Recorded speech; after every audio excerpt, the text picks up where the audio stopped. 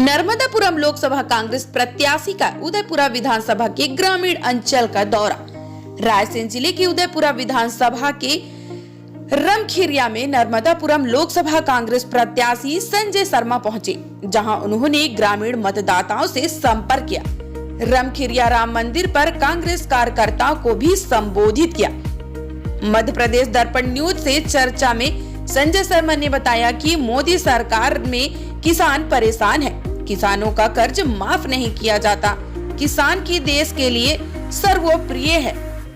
PM Narendra Modi के द्वारा पिपरिया में बिना नाम लिए इशारे में राहुल गांधी को शाही शहजादे के जवाब में संजय शर्मा ने पलटवार करते हुए कहा कि 3 पीढ़ियों से गांधी परिवार में प्रधानमंत्री रहे हैं, लेकिन गांधी परिवार को त्याग और बलिदान के रूप में पूरा देश देखता है।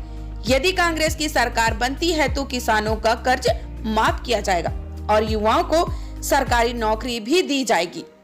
उक्त कार्यक्रम में पूर्व विधायक देवेंद्र पटेल, एडवोकेट रामेश्वर रघुवंशी, गोविंद रघु, छत्रपाल लोधी, पुरुषोत्तम लोधी, खुमान सिंह रघुवंशी, राजेश उपाध्याय, देवेंद्र रघु, अरविंद रघु, हेमंत लोधी, अवधेश कौरव सहित कई कांग्रेसी मौजूद रहे।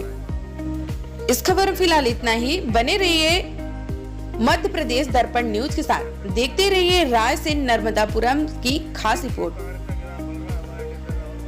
कल पिपरिया के अंदर मोदी जी की सभा हुई है, क्या मानते हैं कहीं आपकी बढ़ती लोकप्रियता है या कमजोर प्रत्याशी के तौर पर भारतीय जनता पार्टी के दर्शन सिंह चौधरी को देखा जा रहा है?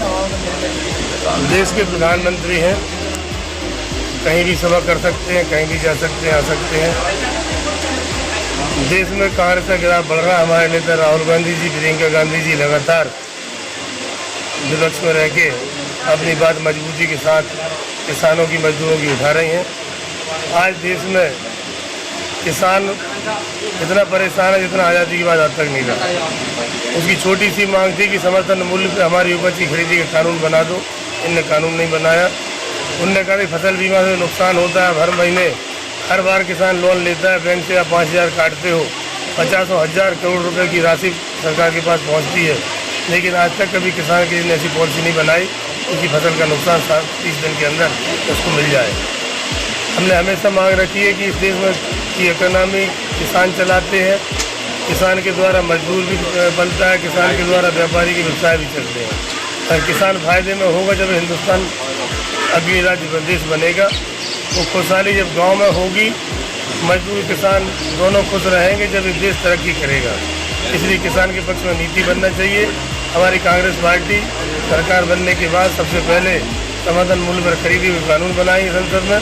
वो किसान की फसल का नुकसान 30 दिन के अंदर 100% खाते में पहुँच जाए, ये काम करेंगे। कल देश के प्रधानमंत्री मोदी जी ने कहा है राहुल गांधी जी को लेके, ये शाही शहजादे हैं और शाही परिवार से जुड़े हुए हैं, ये जमीनी स्तर पर कोई काम नहीं करते हैं, दिखावा। इस विषय पे क्या कहना है आपका? अब ये ईश्वर की कृपा है कि उनकी दादी प्रधानमंत्री थी, उनके पिताजी प्रधानमंत्री थे, उस परिवार में पैदा हुए। मोदी तय नहीं कर सकते कौन कहाँ पैदा होगा।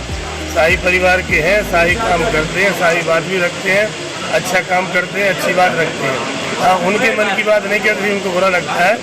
बाकी देश की जनता के हित में राहुल गांधी जी अच्छी बात करते हैं, इसी लोक जनता उनके साथ में है। उनका कहना स्वाभाविक है कि हमारे विरोधी दल के हैं, लेकिन मैं आपके माध्यम से उनसे भी आग्रह करूंगा कि पिपरिया आए थे, एक बार किसानों के बारे में कुछ बोल जाते तो वहाँ किसी बाहुल्य क्षेत्र है, किसान का गेहूँ खेत में पड़ा है, लगातार 5 दिन से बारिश हो रही है, ये सभा करके चले गए, लेकिन किसान की थोड़ी राहत मिल जाती। 2700 का गेहूँ खरीदी हो जाती। उनके मुख्यमंत्री जी ने विधानसभा चुनाव के पहले घोषणा की थी, कोई राहत किसान को मिलती नहीं। किसान के बारे में एक शब्द नहीं बोला, इसका बड़ा दुख। देश में 3 करोड़ दीदी को लखपति बनाने की बात की, इस विषय पे क्या कहना है? हमारी सरकार आएगी तो आप निर्णय देखना कि चौंकाने वाले होंगे। पूरे देश में किसान अमन चैन, युवाओं में, नौजवानों में, माताओं बहनों में, किसानों में, सब में एक तरफा फायदे की नीति बनेगी। जिसकी वोट से हमारी सरकार बनेगी, उसकी हित की नीति बनाना हमारा कर्तव्य बनता है।